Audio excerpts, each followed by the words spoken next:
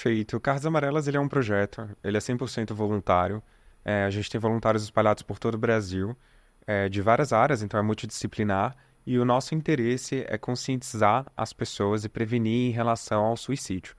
Então a gente faz isso de diversas formas. A primeira, e eu vou colocar como a mais importante, porque é a fundação do projeto, é a carta em si, que é como é nomeado o próprio projeto, em que a gente convida todas as pessoas, quem quiser, quem está ouvindo a gente, vendo a gente, você pode entrar no site e tirar um tempo para poder escrever uma carta. Esse é um momento terapêutico para si mesmo. Você vai, enfim, se encher de coisas boas, vai conseguir parar um tempo, parar ali no presente e se dedicar a alguém que você nem sabe quem é. O porquê? Porque a nossa proposta é que a pessoa escreva cartas de apoio. Então, são mensagens do bem sem ver a quem. É um dos nossos bordões. Essa carta, ela, a partir do momento que ela é escrita, ela entra no nosso sistema. O nosso sistema ele já é inteiro automatizado. A gente tem os nossos psicólogos voluntários, parceiros do Cartas Amarelas, que entram ali no sisteminha deles, eles dão uma olhada na carta, veem se o discurso tá bacana para poder ir a público, fazem uma correçãozinha ou outra, não ortográfico, porque a gente gosta de ter esse real mesmo de quem escreveu, mas para garantir que não tem nenhum tipo de gatilho ou algum tipo de pedido de ajuda, que a gente acaba fazendo o encaminhamento para o setor público para poder, enfim, ter aí um cuidado terapêutico profissional. E aí, a partir do momento que essa carta é aprovada, ela entra para o nosso banco de cartas e daí a gente distribui para as instituições, empresas, enfim, que querem apoiar esse parceiros do Carta. Não tem custo nenhum, porque é 100% voluntário. A gente envia as cartas, tem um termo, claro, de responsabilidade. As cartas, elas são todas impressas em um papel que a gente já determina. Ele também é um papel que, além de ser amarelo, claro, ele é de fontes renováveis, então a gente tem esse cuidado também com o meio ambiente. E aí você, enquanto empresa, pode distribuir da forma como você quiser. A gente tem algumas ideias, algumas fazem uns varais, outras, como por exemplo, delivery, o pessoal adora colocar dentro do pedido, uma cartinha, enfim. E aí essas palavras do bem de toda a população, elas são levadas para as pessoas. Por que essa dinâmica? Além desse momento terapêutico de você parar e pensar no outro, que também você vai se lembrar que existe uma pessoa talvez do seu lado querendo, precisando conversar, a gente traz para a cena esse tema que precisa ser discutido. Então, o Cartas Amarelas, ele vem com a intenção de conscientizar e da gente falar sobre, de acolher através dessas palavras, e o acolhimento é um processo importantíssimo quando a gente fala de adoecimento mental. Ele é até o antes, assim, de conseguir ter um acompanhamento profissional que também é indispensável. Mas também a gente, por meio do Cartas Amarelas, tem a oportunidade de levar informação. Porque quando a gente fala de adoecimento mental, a gente tem algumas questões. É um problema não falar, a gente ignorar, fingir que isso não está no nosso meio, enquanto na verdade está. A gente precisa normalizar no ponto de vista de, olha, tá tudo bem, as pessoas adoecem, é importante você pedir ajuda. E também falar errado. Falar errado achando, por exemplo, de você achar que o adoecimento mental tá ligado a uma outra coisa que não a saúde mental, a angústia, a elaboração da sua dor, de você querer julgar a pessoa por isso, de dizer que é frescura, então fazer pouco caso da dor Que é da falta de pessoa, que é Deus. falta de Deus. Eu ia chegar aí, que bom que você já trouxe, que não é o caso. Então a gente traz essa pauta que é muito importante, dessa forma muito responsável por meio do projeto. Sim, porque dependendo de como a pessoa se encontra naquele momento de fragilidade, o que ela escutar vai determinar o caminho dela, né? Você com uma fala, às vezes, errada, numa boa intenção que seja, se a sua fala for errada naquele momento, você pode determinar ali o destino de alguém. Eu não diria determinar, eu acho que é um pouco absolutista, Aham. mas eu acho que você pode piorar um quadro ou incentivar é, algo negativo, que é o que a gente acaba de comentando de serviço, sabe? É um Uhum. pouco por aí. Porque a pessoa que está pedindo ajuda, Ela quer ser escutada. exato, ela quer ser escutada, ela quer ser respeitada, ela tá com aquela dor, ela precisa falar e tem um jeito de ouvir. Primeiro ouvir é fechar a boca, ouvir mais do que falar. Segundo, que a pessoa não tá pedindo para você resolver os problemas dela, ela tá pedindo para esvaziar um pouquinho. É meio como uma mochila de pedra e eu tô te falando, segura aqui um pouquinho essa mochila de pedra. Deixa eu colocar um pouquinho de pedra aqui para você me ajudar a carregar. Então é mais isso do que você dizer pra pessoa que ela deve ou não fazer. Segue por aquele caminho, segue por aquele caminho. Isso daqui é isso, não.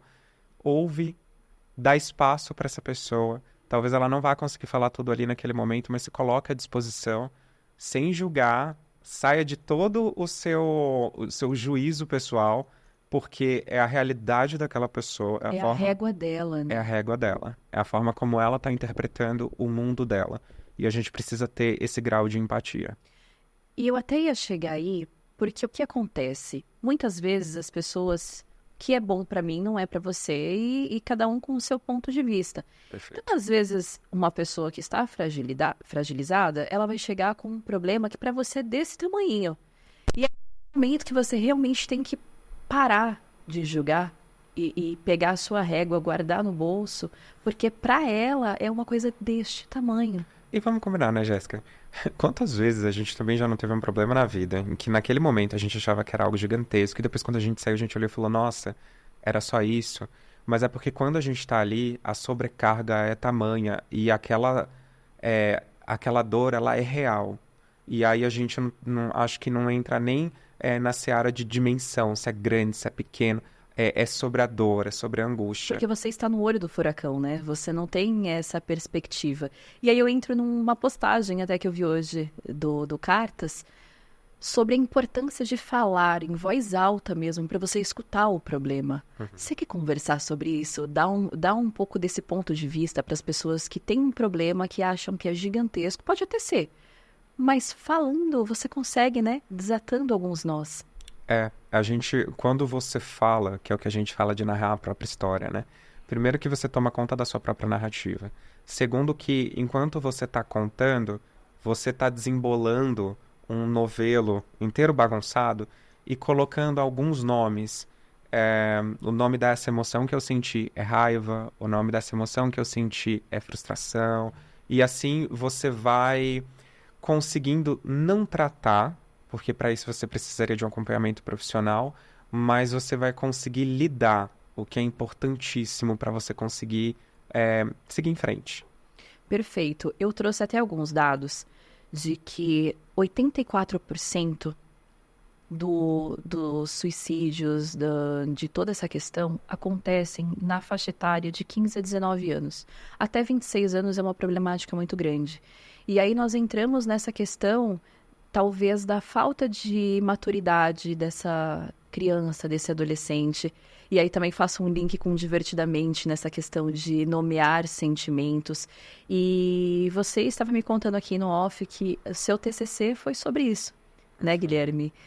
Então, eu me preocupo muito com esse dado, porque eles não têm nenhuma maturidade, não têm nenhuma inteligência. A inteligência emocional, ela é formada até um pouco depois dessa idade, né? Nós temos o nosso cognitivo formado um pouco depois, totalmente formado. E essa é uma idade crucial, onde todos os sentimentos são muito aflorados e eles estão começando a conhecê-los. E eu queria que você compartilhasse seu conhecimento, o que você trouxe para o seu TCC, até para que mães como eu consigam lidar de forma saudável com as questões do filho. Porque os adultos também têm essa tendência a minimizar o sentimento da criança. Sim, é importantíssimo. Divertidamente, inclusive, é um filme fantástico para a gente conseguir discutir sobre. Eu tomaria um pouco de cuidado com o pensamento da inteligência emocional, embora seja que é um discurso que está bastante popularizado. Quando a gente pensa numa inteligência dentro das emoções, é querer enfiar um racional dentro da emoção. É um pouco perigoso, porque a emoção é emoção. Ela não é racional. Ela é o polo contrário disso.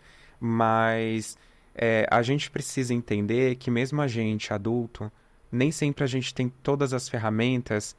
Na verdade, eu acho que aí eu posso ser absolutista e dizer a gente nunca vai ter todas as ferramentas para conseguir lidar com todas as nossas angústias. Agora, imagina uma criança que ainda não teve todas as nossas experiências, porque a ferramenta, ela vem por meio, claro, de um auxílio profissional, mas também pelas nossas experiências. Pô, passei por isso, mas isso passou dessa forma, eu me senti assim. Poxa, essa emoção eu já conheço, consigo nomear, já sei que ela passa, já sei que é assim que eu ajo quando eu tô triste e assim por diante. E uma criança que ainda não tem essa bagagem de experiência e não tem toda ferramenta o suficiente para conseguir lidar até com emoções mais, vou colocar como primárias, assim, mais simples mesmo, lidar com um mundo que a gente está virtualizado ali, com uma audiência gigantesca, tendo contato com, enfim, um lifestyle, um ideal lá em cima, e essas crianças Uma querendo adultização. e querendo consumir, lógico isso. Eu imagino que você, eu quando criança assim, mas eu imagino que você também colocava o sapato da mãe, brincava de ser O adulto. lençol enrolado, fingindo que era uma princesa, gente. Total. A minha mãe tinha acabado de lavar, eu com o lençol branco andando pela casa. A gente imita os pais. Sim. A gente tem essa coisa do olhar o adulto, o que você vai ser quando crescer. Referências, né? As referências, perfeito, perfeito. E aí, quando a gente tem as redes sociais, isso está mais próximo e de conteúdos ainda mais específicos e não necessariamente controlados. Então, a gente não está preparado para esse boom que a gente teve da comunidade convivendo no meio virtual globalizado. Então, para uma criança conseguir lidar com tanta informação sem essas ferramentas de conseguir barrar isso é meu, isso não é, isso faz sentido, isso é comercial, isso não é brutal, assim, é de uma violência tamanha. Inclusive, é muito difícil até filtrar esse tipo de conteúdo, né? O que chega nessa criança, o que ela tem acesso, o que ela não tem. Por mais que você ative um YouTube Kids, coloque alguns filtros de palavras e conteúdo, ainda assim, existe muita coisa acontecendo ao mesmo tempo. É você abrir o seu celular e você tem uma descarga de informações que o seu cérebro tem que lidar de uma forma muito rápida. Sim. Eu vejo isso através do meu filho, através de outras crianças, mães comentam na escola, e eu fico muito preocupada com essas informações que chegam.